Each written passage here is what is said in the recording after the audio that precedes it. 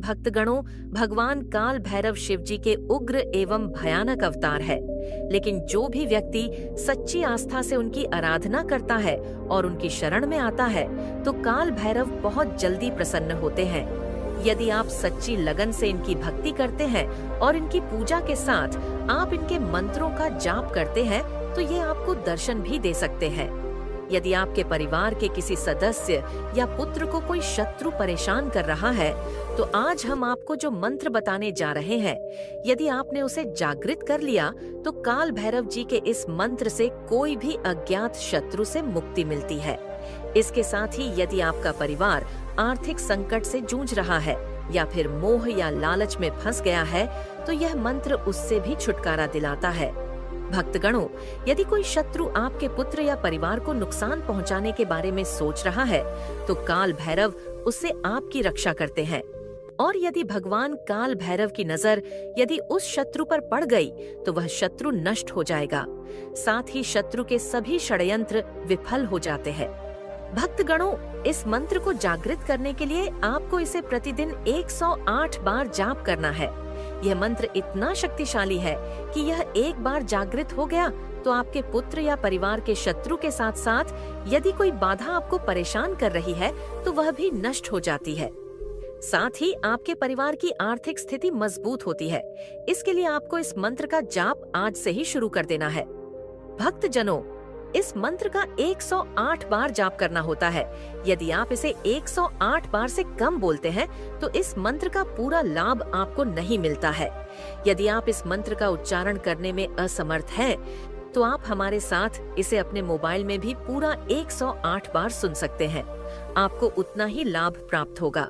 लेकिन इस मंत्र को सच्ची आस्था और पूरा मन लगाकर भगवान काल भैरव का ध्यान करते हुए सुनना या जाप करना होता है। यदि आप चाहते हैं कि आपके साथ आपके संबंधी या परिवार के अन्य लोगों का भी भला हो, तो आप इस वीडियो को उनको भी शेयर कर सकते हैं। अगर आप चाहते हैं कि इस प्रकार के और भी वीडियो आपको मिले, जिससे आपके जीवन से जुड़ी समस्याओं का निवारण हो, तो हमारे चैनल पारस मंत्र को सब्सक्राइब कर लीजिए। वीडियो अच्छा लगे तो इसे लाइक कर दीजिए और कमेंट बॉक्स में जय श्री काल भैरव लिखना बिल्कुल भी न भूले। तो चलते हैं काल भैरव जी के इस महामंत्र की ओर। ओम हम शं नम गम कम सम खम महाकाल भैरवाय नमः। ओम हम शं नम गम कम सम खम महाकाल भैरवाय नमः। ओम हम शं नम गम कम सम खम महाकाल भैरवाय नमः। ओम हम शं नम गम कम सम खम महाकाल भैरवाय नमः। ओम हम शं नम गम कम सम खम महाकाल भैरवाय नमः। ओम हम शं नम गम कम सम खम महाकाल भैरवाय नमः। ओम हम शं नम गम कम सम खम महाकाल भैरवाय नमः। ओम हम शं नम गम कम सम खम महाकाल भैरवाय नमः। ओम हम शं नम गम कम सम खम महाकाल भैरवाय नमः। ओम हम शं नम गम कम सम खम महाकाल भैरवाय नमः। ओम हम शं नम गम कम सम खम महाकाल भैरवाय नमः। ओम हम शं नम गम कम सम खम महाकाल भैरवाय नमः। ॐ हं शं नं गं कं सं खं महाकालभैरवाय नमः।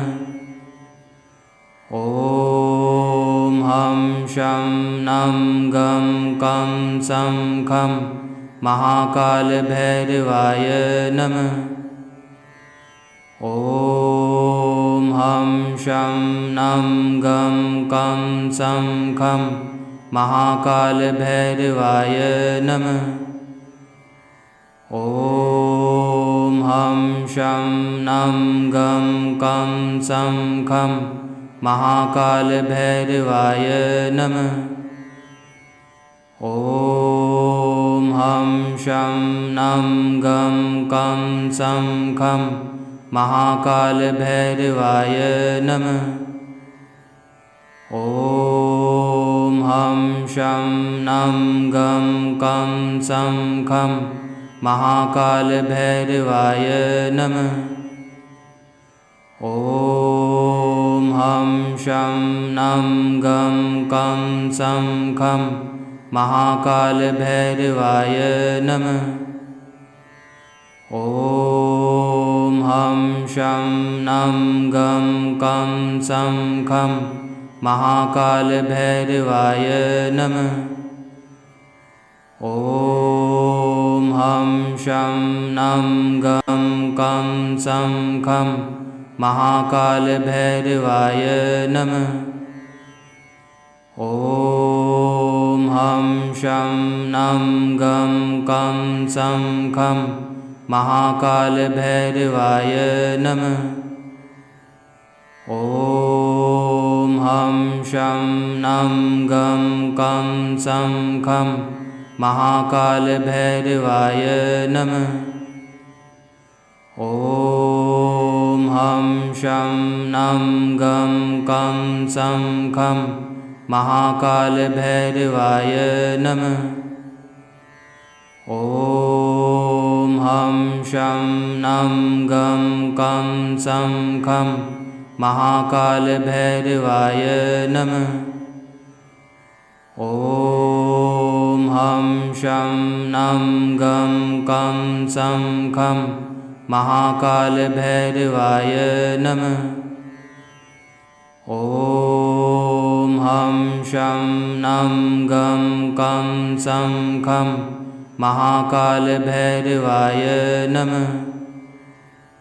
ॐ हं शं नं गं कं सं खं महाकालभैरवाय नमः।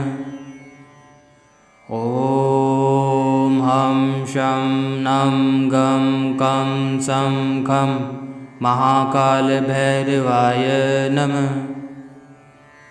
ॐ हं शं नं गं कं सं खं महाकालभैरवाय नमः। ॐ हं शं नं गं कं सं खं महाकालभैरवाय नमः। ॐ हं शं नं गं कं सं खं महाकालभैरवाय नमः। ॐ हं शं नं गं कं सं खं महाकालभैरवाय नमः। ॐ हं शं नं गं कं सं खं महाकालभैरवाय नमः। ॐ हं शं नं गं कं सं खं महाकालभैरवाय नमः। ॐ हं शं नं गं कं सं खं महाकालभैरवाय नमः। ॐ हं शं नं गं कं सं खं महाकालभैरवाय नमः। ॐ हं शं नं गं कं सं खं महाकालभैरवाय नमः। ॐ हं शं नं गं कं सं खं महाकालभैरवाय नमः।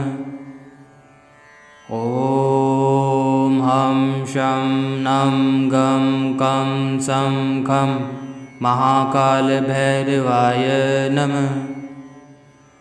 ॐ हं शं नं गं कं सं खं महाकालभैरवाय नमः। ॐ हं शं नं गं कं सं खं महाकालभैरवाय नमः। ॐ हं शं नं गं कं सं खं महाकालभैरवाय नमः। ॐ हं शं नं गं कं सं खं महाकालभैरवाय नमः। ॐ हं शं नं गं कं सं खं महाकालभैरवाय नमः। ॐ हं शं नं गं कं सं खं महाकालभैरवाय नमः। ॐ हं शं नं गं कं सं खं महाकालभैरवाय नमः। ॐ हं शं नं गं कं सं खं महाकालभैरवाय नमः। ॐ हं शं नं गं कं सं खं महाकालभैरवाय नमः। ॐ हं शं नं गं कं सं खं महाकालभैरवाय नमः। ॐ हं शं नं गं कं सं खं महाकालभैरवाय नमः। ॐ हं शं नं गं कं सं खं महाकालभैरवाय नमः। ॐ हं शं नं गं कं सं खं महाकालभैरवाय नमः। ॐ हं शं नं गं कं सं खं महाकालभैरवाय नमः। ॐ हं शं नं गं कं सं खं महाकालभैरवाय नमः। ॐ हं शं नं गं कं सं खं महाकालभैरवाय नमः। ॐ हं शं नं गं कं सं खं महाकालभैरवाय नमः। ॐ हं शं नं गं कं सं खं महाकालभैरवाय नमः। ॐ हं शं नं गं कं सं खं महाकालभैरवाय नमः। ॐ हं शं नं गं कं सं खं महाकालभैरवाय नमः। ॐ हं शं नं गं कं सं खं महाकालभैरवाय नमः। ॐ हं शं नं गं कं सं खं महाकालभैरवाय नमः। ॐ हं शं नं गं कं सं खं महाकालभैरवाय नमः। ॐ हं शं नं गं कं सं खं महाकालभैरवाय नमः। ॐ हं शं नं गं कं सं खं महाकालभैरवाय नमः। ॐ हं शं नं गं कं सं खं महाकालभैरवाय नमः। ॐ हं शं नं गं कं सं खं महाकालभैरवाय नमः। ॐ हं शं नं गं कं सं खं महाकालभैरवाय नमः। ॐ हं शं नं गं कं सं खं महाकालभैरवाय नमः। ॐ हं शं नं गं कं सं खं महाकालभैरवाय नमः। ॐ हं शं नं गं कं सं खं महाकालभैरवाय नमः। ॐ हं शं नं गं कं सं खं महाकालभैरवाय नमः। ॐ हं शं नं गं कं सं खं महाकालभैरवाय नमः। ॐ हं शं नं गं कं सं खं महाकालभैरवाय नमः।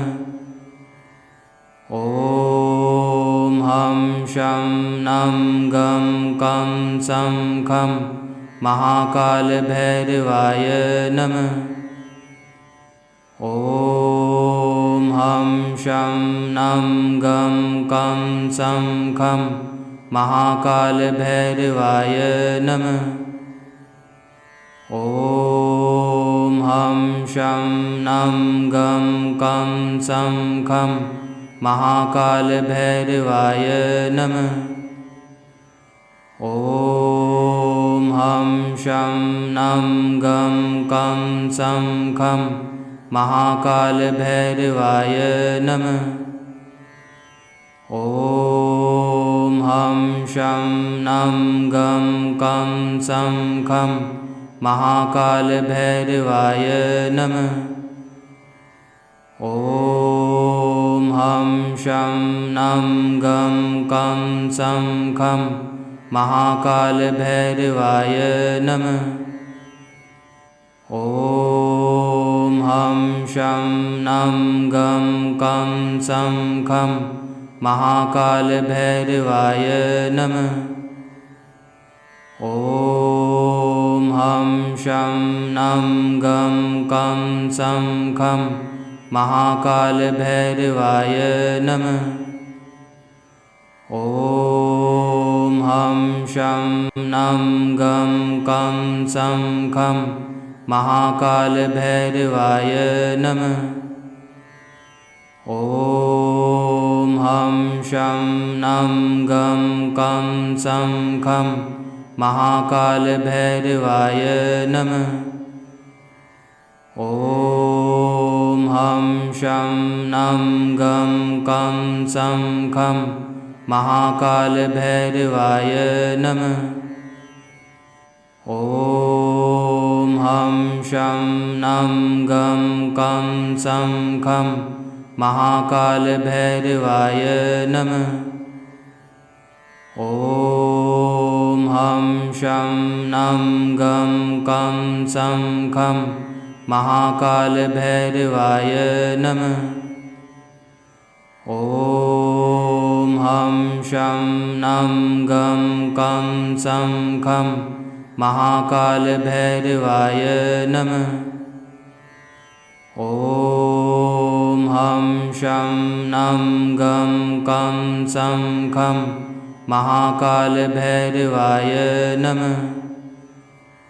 ॐ हं शं नं गं कं सं खं महाकालभैरवाय नमः।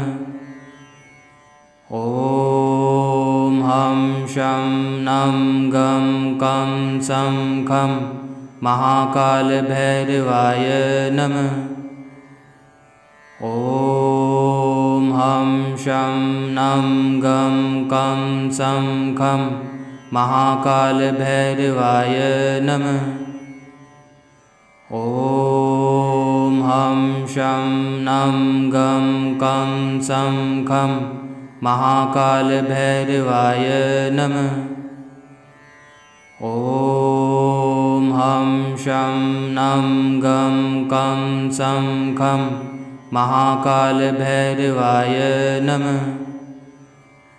ॐ हं शं नं गं कं सं खं महाकालभैरवाय नमः। ॐ हं शं नं गं कं सं खं महाकालभैरवाय नमः। ॐ हं शं नं गं कं सं खं महाकालभैरवाय नमः। ॐ हं शं नं गं कं सं खं महाकालभैरवाय नमः। ॐ हं शं नं गं कं सं खं महाकालभैरवाय नमः। ॐ हं शं नं गं कं सं खं महाकालभैरवाय नमः। ॐ हं शं नं गं कं सं खं महाकालभैरवाय नमः। ॐ हं शं नं गं कं सं खं महाकालभैरवाय नमः। ॐ हं शं नं गं कं सं खं महाकालभैरवाय नमः। ॐ हं शं नं गं कं सं खं महाकालभैरवाय नमः। ॐ हं शं नं गं कं सं खं महाकालभैरवाय नमः। ॐ हं शं नं गं कं सं खं महाकालभैरवाय नमः। ॐ हं शं नं गं कं सं खं महाकालभैरवाय नमः। ॐ हं शं नं गं कं सं खं महाकालभैरवाय नमः।